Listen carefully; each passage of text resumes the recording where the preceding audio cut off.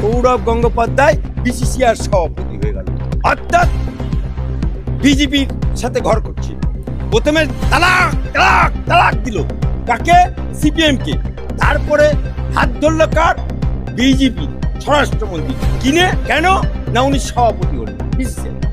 তারপরে বিসিসিআই সভাপতি মেয়াদ শেষ হলো, এখন আবার বিজেপি তালাক তালাক তালাক হয়ে গেল।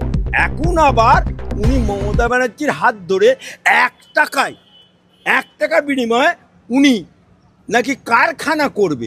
যার একটা চায়ের দোকান করার ক্ষমতা নেই সে করবে কারখানা। ওনার বাড়ি দক্ষিণ 24 পরগনার মধ্যে, দক্ষিণ কলকাতার মধ্যে, মমতার বাড়ি দক্ষিণ কলকাতা।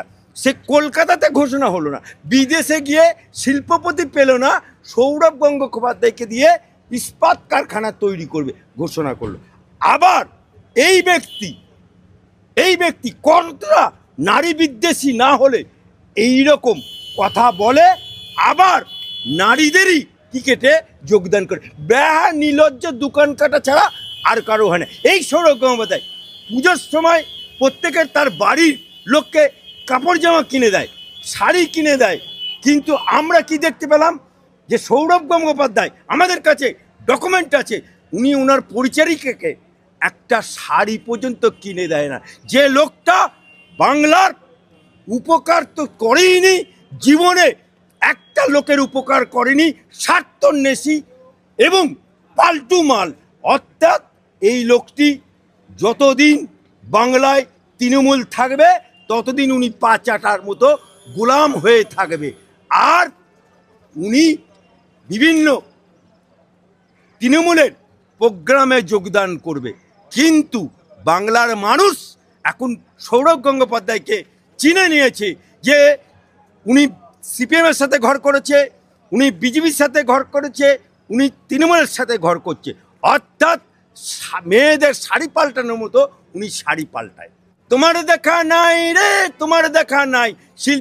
সৌরভ গঙ্গোপাধ্যায়ের শিল্পের কারখানা দেখা নাই রে, দেখা নেই। আমি তো বলছি ওর একটা চায়ের দোকান করে দেখাক, তারপরে তো শিল্প বড় কথা।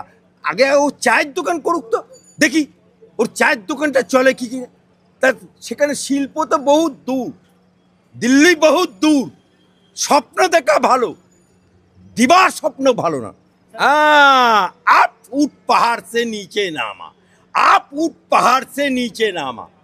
যখন এই বাংলার বুকে অভয়াকাণ্ড হয়, যখন তামান্না খুন হয়, যখন মহিলারা কসবাকাণ্ড হয়, তখনও বলে মহিলাদের রাত 12টার পর বেরোনো যাবে না। আবার সেই মহিলা, এই মহিলা কি বলেছিল? মুসলমান ভোটে জিতে আছে। 21 সালের আঁকড়া দেখুন, 5 to 7% হিন্দু ভোট পেয়েছে, বাকি সব মুসলমানদের ভোট পেয়েছে। সেই মুসলমানদেরকে বলছে ওয়াকফ নিয়ে আন্দোলন করতে গেলে দিল্লি চলো, দিল্লি যাও। সেই মেয়েটি কিছুদিন আগে বলল মেয়েদের রাত 12টার পর বেরোনো নাজায়েজ, অর্থাৎ বেরোনো বারণ। আজকে সেই মমতা ব্যানার্জি রাত 12টায় ক্রিকেট খেলতে দেখছে। মমতা বুবু, মমতা খালা, মমতা আপা, তোমাকে তো রেড রুটে ঈদের নামাজেও দেখতে পাই, আল্লাহু আমিন, আল্লাহু আকবার। আবার তুমি ফিতে কাটার সময় তখনও বলো, দুর্গাপুজোর ফিতে কাটার সময় তুমি বলো সাত্বিক ব্রাহ্মণ, জয় দেবী স্বর্গভূতস্যৈ নমস্তস্যৈ। একই মুখে একই অঙ্গে কত রূপ দেখবো মমতা খালা।